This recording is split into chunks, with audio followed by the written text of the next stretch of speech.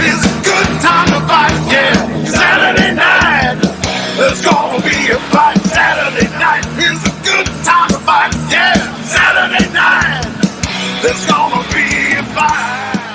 Hello, everybody. This is John Bullard from Pro Wrestling Tonight, your host with the most, and with me in the Alco TV studios, little Zoom chat meeting is the one and only the man on the microphone for Chicagoland Championship Wrestling, our head interview man, Mr. Moneymaker, Michael Allen. Michael, how you doing?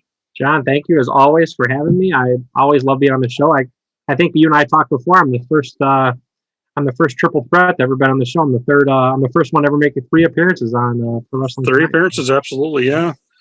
So I'm excited to be here.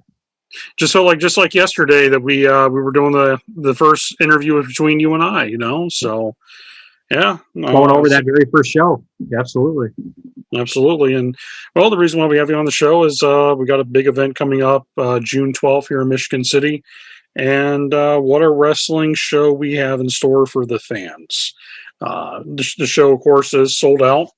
So for the fans at home, they'll just have to watch it on television and on the media platforms that we have. And I'll tell you what, let's go over this card that we have in front of us, and what a show. So the very first match of the show we have coming up for June 12th, it is the mercenary Garrison Creed versus the Amish powerhouse Zeke Kickham. Absolutely. It's this match, which I know you and I were both on the guests on the Power Hour this week. And I think I use this match as my match, one of my matches of the night. I think this match sets a tempo to our show that is going to be explosive from the get-go. I mean, you have 2 hard-hitting workers. You have Garrison Creed, the mercenary. The man can do it all in the ring. He's hard-hitting.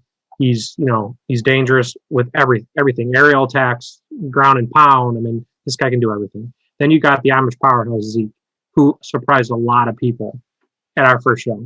A lot of people didn't know Zeke Kickham. They do now. That man went out there and put on a show against Ewok and proved that he's tough and he can bring it. So you put those 2 in the ring together to start the show. I mean, the fans are going to be so hot by the time that match is over. We're just going to steamroll from there. I mean, I'm really excited about that match. Yeah, it seemed like on the October event that Zeke kind of became a star in the making with his performance against Ewok. And of course, the main event with our very first event, we had Garrison Creed versus Marche Rocket versus now the Chicagoland heavyweight champion Chris Logan, and that was a explosive match. Is the best way to, I guess, coin the phrase for what we saw in October. Absolutely. And so both these guys are hungry for a victory, and it's going to be a big fight atmosphere. And speaking of big fight atmospheres, one of the other matches that are in store for the fans on our June 12th event coming up is the big title match for the Urban Honored Crown. And we're looking at the champion, the Ewok, the fighting champion, taking on the brawler Jay Cross with his manager, Damian Tyler. As you know, Damian Tyler is also a worker himself, and at one point was called one of the most hated men in Chicago. So you put a guy like that in the corner with a just absolute beast in Jay Cross. I mean, that's a situation right there that Ewok better be ready, because that's a combination that is extremely dangerous. You put Damian Tyler's mind with some of his abilities, with the way he works and the way he thinks in the ring, and you put that in the mind of Jay Cross with his abilities and his strength and his brute type style, and you put those 2 together. I mean, it makes a dangerous combination. People are going to be very interesting to see those 2 together. And then, like you said, then you got Ewok. I mean, Ewok is a pure entertainment in himself. The man when he speaks, people listen. The man has a huge following, and he carries a title that he has the utmost respect for, and he defends that like it's his with his honor, and he defends it like it's his own. And he's going to bring it. And as you saw in October, I mean, Ewok will bring the fight to anyone who wants to bring the fight. And So these two, there's really no way to really pick a winner here off, when I look at it, because at any moment, either one of them is going to knock one or the other one out. It's going to be just a ground and pound. These two will fight all over the arena. I have a feeling they're going to end up in the bar. I feel like the winner is going to be the fans. Absolutely. Absolutely. That's going to be the biggest winners is the fans getting to watch that live, and seeing the physicality of both guys. Because anybody who haven't seen Ewok or Jay Cross, YouTube them, and you'll see what me and Michael are talking about. These two guys are like bulls in a china shop. Mm-hmm. They don't back down from anybody. They don't back away from any competition. They go head first, and it's a fight, And let's talk about something that I feel like has become the one matchup that has kind of overshadowed the event itself, and it's the tag team match of No Coast versus the Tribunal. Yeah, I knew that one was coming up, and I knew we were going to talk about that. That situation. I think you and I both, being executives with CCW, are starting to somewhat get concerned with how kind of out of control that is spiraled. I know, me personally, I've had a little bit of somewhat remorse myself with putting these two putting these two teams together in the ring because of how violent this is starting to take a turn. People are kidnapping people.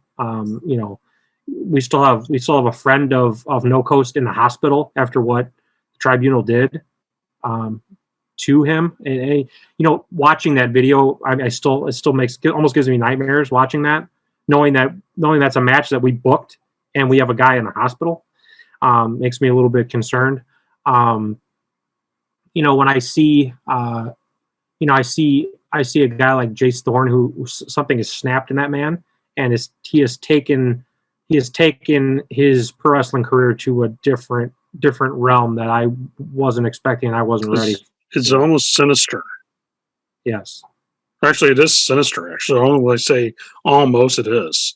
The thing about it, though, Mike, is that the entire ordeal that caused all this was the fact that Paragon always tells people he likes to have a good time. And so when NoCo started making the very comical promotional videos, they started doing all the little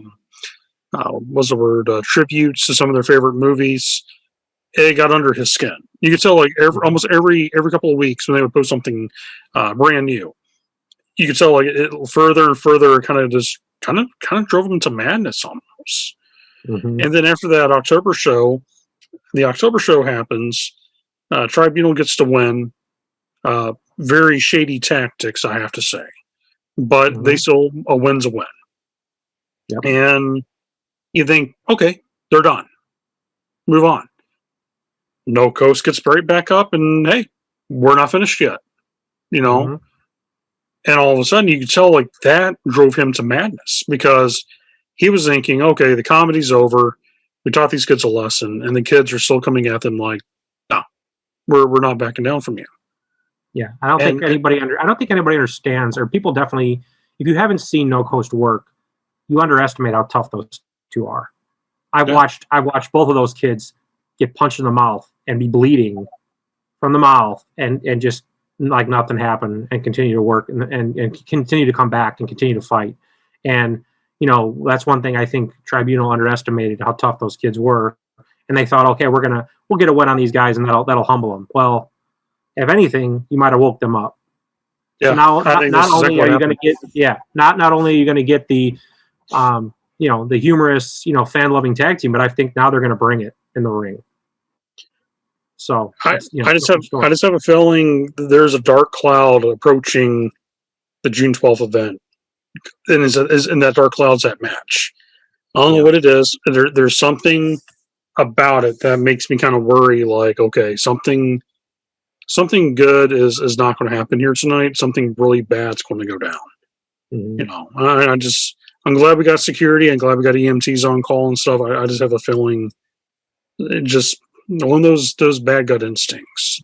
Yeah, like I said, I'm already, like I said, I've had a empty feeling in my stomach since knowing that something that we've been a part of, putting together, that people have gotten hurt, and I've definitely I've definitely had thoughts about that and worry about it, and I hope that we can contain whatever, like I said, now when you got people kidnapping each other's friends and things of this happening, yeah, that becomes a little too yes. ultra real and serious. Yeah. I'm hoping that we can contain whatever comes of that match inside of the Legion on June 12th.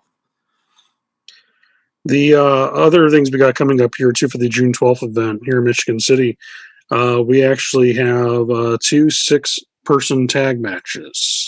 One 6-man tag, another one 6-person. 6-person tag match, I think, is going to be very fun to watch because C-Red's been kind of running his mouth an awful lot lately to Janaya Kai. But we do have the team of the ARC with C-Red, the king of the whole show, Miles Mercer, and the man of the concrete right hand, Mr. Jackson P. Larkin, taking on the Black Wolf Braven Fett, the Shooter White Yo-Ya, and the baddest black belt around in Janaya Kai. Yeah. And I think that match could possibly be the show stiller.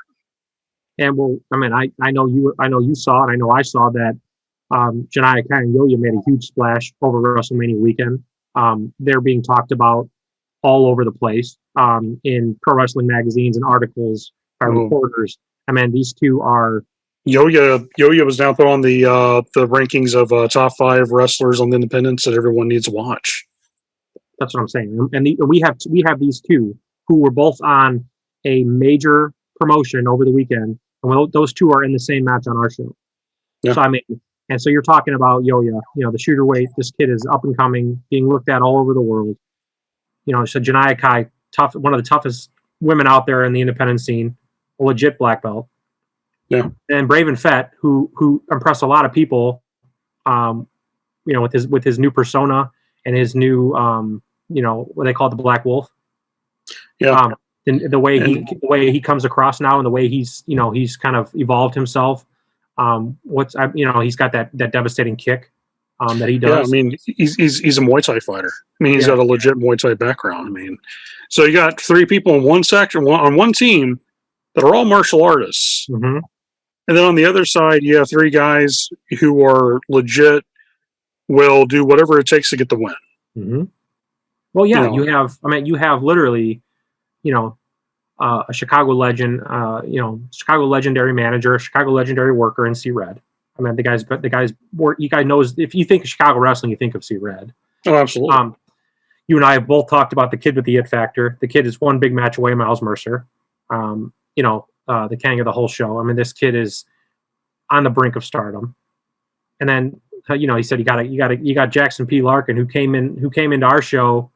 Not a lot of people knew about Jackson P. Larkin. Next thing you know, but when he left, everybody knew what his name was all about. Yes. I mean, the man was poised at the microphone, came up to me like he ran the place, and then went in the ring and took care of business. I mean, a guy that was, like I said, a newer guy in the area who is now, people know exactly who he is. And now that he's joined himself with the ARC, I mean, one of Chicago's longest running factions. I mean, dangerous factions. I mean, now you're talking about, he's now with some backing, he's even more dangerous. Oh, absolutely. The other 6-man tag match we got coming up, we have the Sin City Playboys, captained by the one and only the rock star Johnny Nye, with the Mr. Made for TV, Tully Bertarelli, and the handsome high roller Solomon Stone with their manager, Bulletproof Bo Anderson. And they'll be taking on actually 3 newcomers to Chicagoland Championship Wrestling. The debuting tag team Air Country, coming out of Brew City Championship Wrestling, our good friends out of Wisconsin, and a young man that's been winning a lot of gold everywhere he goes by the name of Jared Kripke. Mm-hmm. What is your analysis on this match? So, I think I've told you in the past, I have a lot of history with Jared Kripke. Jared Kripke is someone I've worked with a lot in the past. and I saw a lot of potential with him early on, and he has become a huge junior heavyweight rising star. He's starting to appear on OVW and all over the. You're starting to see him in a lot of places, and we've got him on our show, and he's, like I said, he's talk about a person who is just the crowd loves Jared Kripke. He goes out there and he gives every bit of everything he's got every time he goes out there, and but if you're not a Jared Kripke fan before the show, you will be when you leave. Yeah. And I know I don't know as much about Air Country as you do, but I know that Air Country is a young up and coming team. They've got some, there's definitely being showcased in a lot of different feds, and I'm excited to see them up close and personal on our show. And like I said, when you got a team when you got a young core group of kids like this that are hungry and are talented, that's dangerous. Absolutely, these guys are looking to make a statement with us. And then you got one of our original factions here in the Sin City Playboys, who they both came out and they both made statements in our opening show. I mean, Tully and Solomon got a huge win over the Thieves of Greatness, they're a well-known tag team in the area. They went out there and took care of business. Rockstar took care of Gunner in his first match. They all went out and got the job done. And those guys are all talented. They're all they're all very high on themselves, and they have a very, very talented and what does Steve call him, dastardly manager in their corner who is willing to do whatever it takes so that the Sin City Playboys are successful. So you're talking about some privileged egomaniac guys who know they're good, going against some young hungry guys who are trying to prove they're good. So you're looking at a match that could be really explosive, and this might turn into a big fight too, because you got some young kids trying to overtake the spot of a proven faction in CCW. They might take offense to that, and next thing you know, fists might start flying. So this should be a very interesting match. Speaking of explosive, by the way, we have two matches I'm looking forward to personally. Well, three actually, I should say.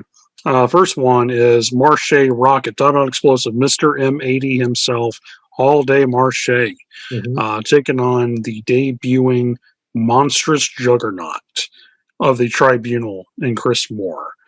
And you're talking about two guys that are legitimate big men. Like they're big guys. Absolutely. Marche's about 6'4", easily, 280 pounds. Moves like a junior heavyweight, flies through the air. Chris Moore is just a monster of a man. Like, he is a behemoth power lifter. Has that strength that kind of scares you when you see someone like to lift double their body weight, and you're like, that's just freakish. But what makes it even more impressive with him is he's also agile for his size. Extremely. Yeah. And it's just, this is the match I feel like fans are going to be like, wow, like, okay, we were not. I think this is a match, honestly, between you and I. This is the sleeper match of the night. I feel like for some reason people are overlooking, and I feel like that's going to be the one that really grabs everyone's attention. Like, wow, you seen that? That was insane. Like, that was really good. The other matches that we got coming up, we actually have the number one contenders match for the International Mexican Tag Team titles for an event coming up very soon in August, with our upcoming event after June. Which is going to see the debuting Outrunners of course, Truth Magnum and Floyd Turbo, or Turbo Floyd, I believe the name he uses. They've been a dominant tag team everywhere they went. And then we have Youth Gone Wild, who pretty much has become a crowd favorite at the event. And, they're also now winning tag team championships everywhere they're at. And whoever wins this match, they're now the number one contender to Marche Rocket and Bryce Benjamin, who are the Mexican tag team champions over there in Mexico for our partners, our affiliates of Gordos Aztecas Wrestling and Lucha Libre Boom. and that's huge. I mean, it's the first time in the United States that match will happen. But whoever wins that, the fans are going to be the winners, and once again on that one, because all three of those teams are phenomenal when you watch them wrestle. Absolutely. And like I said, you're dealing with something that's never happened on American soil before. I mean, you're dealing with history. Yeah, the IWRG Mexican Tag Team Championships being defended in Michigan City, Indiana for our Fed, and it's never happened before in the United States, and it's happening for us. So I mean, that is big enough news in my opinion. And then you also bring in the fact that it's the champions are Marche Rockett and Bryce Benjamin, two very, very talented workers, two very, very both of them should have been signed a long time ago. And now you're talking about these two defending those belts against, the winner of a huge tag match. I mean, you got the Outrunners who are veterans who can work any style, who can bring it in the ring. And you got Youth Gone Wild, who is probably Midwest, one of their hottest tag teams in the Midwest right now, winning titles everywhere. Like I said, continuing to improve themselves, continuing to get better every time they wrestle. And the ability between, two guys who were extreme solo talents that have come back together and formed this partnership, this tag team that is making waves. I mean, you can't knock what the Youth Gone Wild is doing. So I'm extremely excited to see this. No, same here. They just won the PWX tag titles about 2 weeks ago. And I know now they're up for a couple more tag team championships before the June show. So, like, you instantly just thinking, like, they'd be walking that building already with 3 or 4, belts around their waist and around their shoulders. But speaking of a guy that has been chomping at the bit to have a belt around his waist, we do have the one match that a lot of fans have been wanting to see, which is, of course, the debut of both men in our company. One is the Chip Walker, a guy who's been a just amazing athlete to watch, amateur wrestling champion, phenomenal suplex machine of a wrestler, and he's taken on the man who's now officially making his debut, the guy who shocked the world on October 3rd when he made his appearance at Grapple Masters on our TV show, unannounced, by the way, and Mr. 30% Jonathan Hudson with the infamous and legendary Chicago connection with P.L. Myers, Cognito Jones, and the one and only Kingpin in his corner. This match is one of those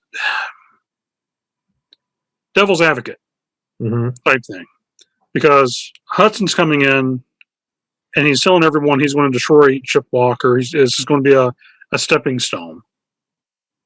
Chip is not going to take this lightly, and he's going to push Hudson to the limit. I have a strong feeling if Hudson takes Chip Walker lightly, Chip Walker might actually pull off the upset. Chip Walker is, there's no doubt that he is a young, hungry kid. All he wanted was a chance, and he is, like you said, he's a amateur wrestler. He understands holds, he understands suplexes, he understands. I mean, this man is not to be taken lightly. Not at all. There is nothing, he might he's have phenomenal, and he's in phenomenal shape, by the way. Yeah, he might be a fun-loving frat boy type guy, with his brewskis and all the stuff that he does. But I'll tell you, when it comes to throwing hands in the ring, and it comes to actually getting there and mixing it up, he's going to bring it, and he's going to bring it, and he's going to bring it to Hudson. And I mean, you got on the other side, you got a guy in John Hudson who has been overlooked for a very long time, who looks like $1 million. He's been the guy that, for a lot of people's opinion, he's been one of the best kept secrets in wrestling for a lot of folks. I mean, who knows? So I think June 12th, we actually might see either the biggest upset victory in the Midwest wrestling scene, or we might actually see how really good Jonathan Hudson really is.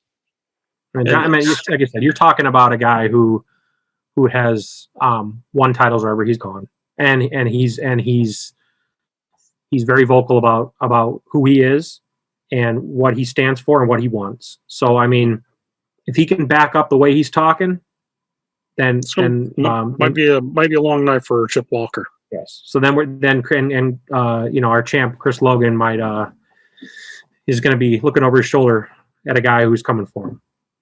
And speaking of Chris Logan, the final match we have for that evening, it is for the Chicagoland heavyweight title.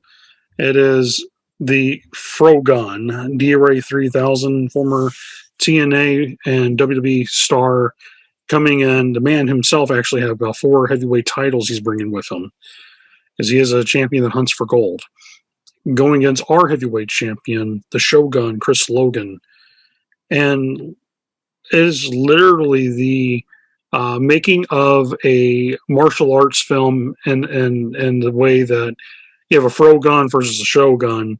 You have Detroit Kung Fu versus Chicago Karate. So it's like, exactly. It's going to be the tagline sells it. The tagline sells itself. Shogun versus Frogun. Am I kidding me? Yeah. It couldn't have been a better tagline with that. I mean, to me, I have a feeling like that's going to be probably not only an amazing main event, but it's going to be one of the most entertaining matches I feel like the fans will get the chance to see on June 12th here in Michigan City. I mean, you're talking about Frogun, who, I mean, you don't make it on TNA wrestling, especially when, I mean, he was in TNA when TNA was at some of its peak times. So I mean, you don't make it in TNA if you're not a very, very talented worker and a very, very talented talent. And you're talking about a guy who, like you said, has been all over the world, worked on television, worked with TNA, and you're going up against a guy who you've always called a guy who's been overlooked in Chicago wrestling for years, a guy who is extremely humble, extremely talented, wrestles and fights for the people every night. The guy who comes out there and will bring it to anyone and will give you the match of the night any night. And we're proud. I know you and I both are proud to call him our first heavyweight champion. Yeah, I mean, to me, and this is, maybe going off script a little bit, because I know we're about to wrap up the show here, but for what he does for his community, what he does for the people in Bronzeville and the city of Chicago, and anywhere he goes, he goes out of his way to make sure people are safe. And he's a police officer on the outside of wrestling. He risks his life every day doing what he does. And to me, he's a champion of the people. I mean, when you watch that October show, the fans were really behind him when they got to really get to know who he was. They're like, that's the guy that we're wanting to see win this. Mm-hmm. And so I think it's an explosive match that is, that's a good word we've been using on this whole show, explosive. Absolutely. June 12th is going to be an explosive night of wrestling, folks. The whole show, top to bottom. But Michael, thank you once again for being a three-time guest on the Pro Wrestling Tonight show. And I tell you this, as always, thank you for being the absolute best professional anyone could work with. It's a true honor, my friend. And let's make this year a best year possible for wrestling. But most importantly, let's all have a great time on June 12th. Oh, please. I mean, I can't wait to get back in the arena. I can't wait to see the fans again. I can't wait to just present this show to our fans and just to put another event together that people are talking about for months to come. So absolutely, my friend. Well, thank you again, Michael, and to all you fans, from me, John Bullard, and also from Moneymaker Michael Allen. We see every single one of you at ringside.